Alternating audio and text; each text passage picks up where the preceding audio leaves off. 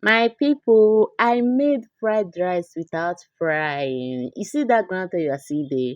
I did not even add it here. So this is the ingredient I use. I use carrots, I use green beans, I use green peels, I use green pepper, I use red pepper, I use onions, I use sweet corn, and name them. So the first thing I did here is to separate the chaff from my rice and wash it.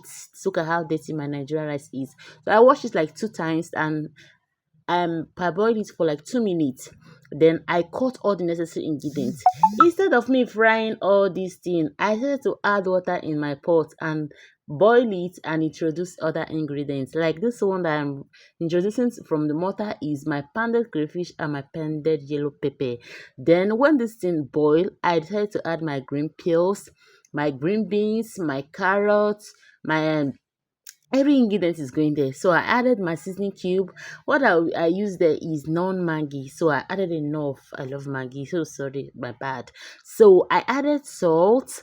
I added hotels. I added onions. I am a lover of onions. I'm a fan of onions. And I added my fried rice spicy for coloring.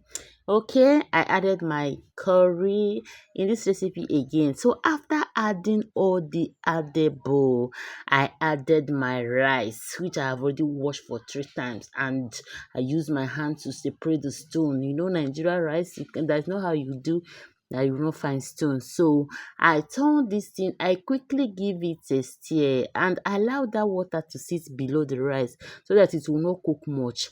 So after that, I have to cook this thing for some minutes again. So I'll cover it. So this is how I ended up making fried rice without frying. Oh.